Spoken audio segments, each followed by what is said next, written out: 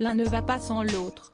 Dans la tête de nombreux Français, Pascal Fontaine est indissociable de Laurent Bataille. Après leur rencontre lors d'un prix de reportage pour les jeunes journalistes, en 1983, ils décident de faire leur début ensemble sur le petit écran. 8 ans plus tard, les deux acolytes se retrouvent aux commandes des émissions chroniques de Rebelle et le meilleur du pire, diffusées sur Canal Jimmy.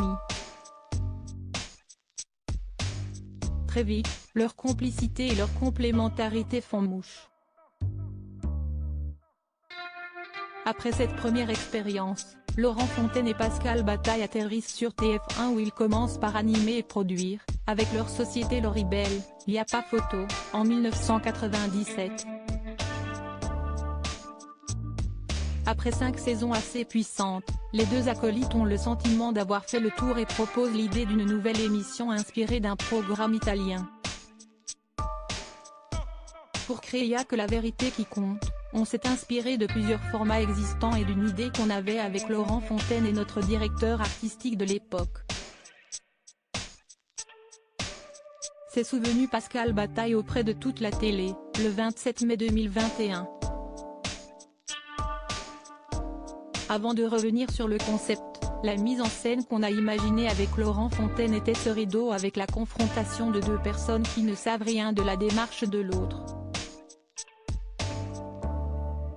Le 10 juin 2002, les téléspectateurs découvrent le premier épisode de Y a que la vérité qui compte.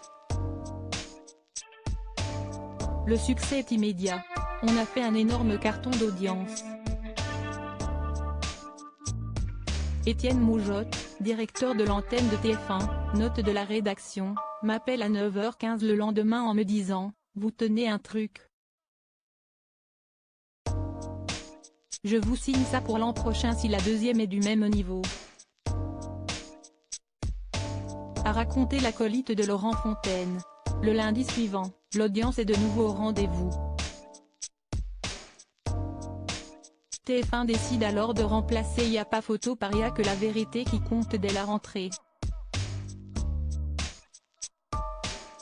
Y a que la vérité qui compte ou le suspens du rideau si Bataille et Fontaine sont les chefs d'orchestre de ce programme, un élément s'est imposé comme la star de l'émission. Il s'agit du rideau. Ce dernier sépare deux personnes qui ne peuvent se voir que par l'intermédiaire de deux écrans de télévision. Après un temps d'échange, l'invité peut décider ou non de rencontrer l'invitant dans la vraie vie. Cette émission avait une vocation très positive.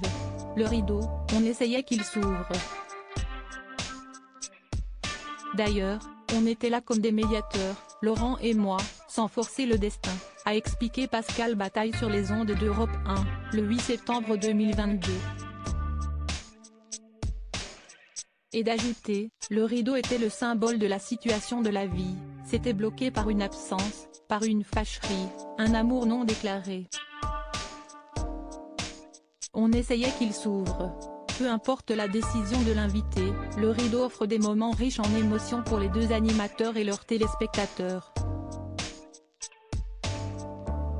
Retrouvailles familiales ou amicales, déclarations d'amour, excuses ou encore règlement de compte, l'émission plonge le public dans l'intimité et les sentiments des participants.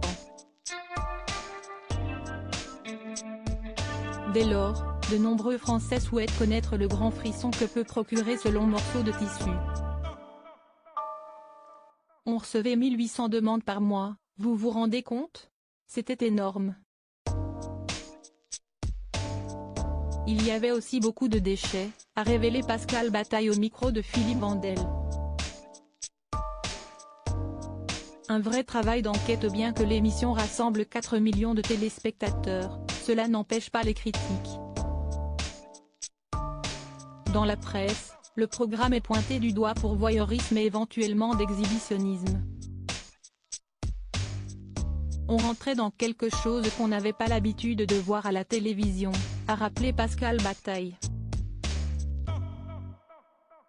Et de poursuivre, mettre cela sur un plateau de télé avec des projecteurs, 250 à 300 personnes de public et 3 à 3. 5 millions de téléspectateurs, pouvait choquer. On s'y attendait, mais pas la violence de certaines réactions. Il y a eu beaucoup d'injustices. On a pu lire, les gens étaient forcés de venir, la séquence était forcément diffusée, que tout était préparé à l'avance. C'était faux. Derrière chaque émission se cache un véritable travail d'enquête de la part des journalistes.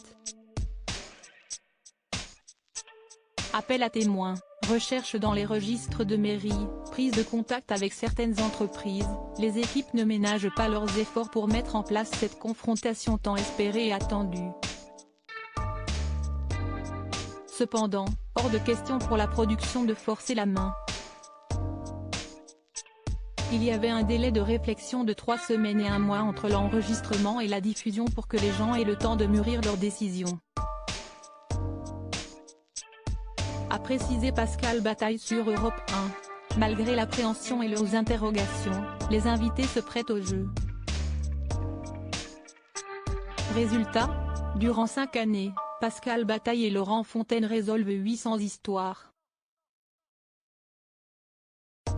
La fin d'un duo mythique à la rentrée 2006, Pascal Bataille et Laurent Fontaine voient leur programme basculer en deuxième partie de soirée.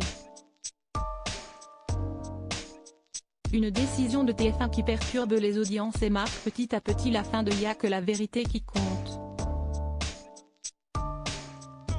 Le 27 novembre 2006, l'émission s'arrête brutalement. C'est la règle du jeu. J'ai travaillé 20 ans sur TF1 avec une règle simple, l'audience est là, vous êtes le roi du monde. Elle n'est plus là, on vous dit au revoir, a confié Pascal Bataille auprès de toute la télé. Après le dépôt de bilan de leur société de production L'Horrible en 2009 et une collaboration sur la matinale de Nostalgie La Belle Vie jusqu'en 2011, Bataille et Fontaine prennent des chemins différents. Alors qu'il multiplie les allers-retours entre la France et le Maroc, Laurent Fontaine jongle entre sa carrière de producteur et celle d'animateur. De son côté, Pascal Bataille s'est fait très discret sur les chaînes. La radio me manque davantage, a-t-il assuré dans les colonnes de Téléstar. Je m'occupe entre autres de mon hôtel-restaurant au Cap Ferret. Malgré tout, leur amitié persiste. On a eu des divergences politiques, moi étant pro-Macron, à l'inverse de Pascal. Mais en 40 ans, on a tout partagé, les succès, la descente, la gestion d'une boîte avec 100 collaborateurs. Sur notre lit de mort, on pourra dire qu'on a plutôt bien réussi notre amitié, a assuré Laurent Bataille. Preuve en est. Pour les 20 ans de Y'a que la vérité qui compte, Bataille et Fontaine reforment leur duo mythique pour animer un best-of des meilleurs moments de leur émission sur C8. En septembre 2022. Un retour immanquable pour les plus nostalgiques. Crédit photo, Coadic Guirec.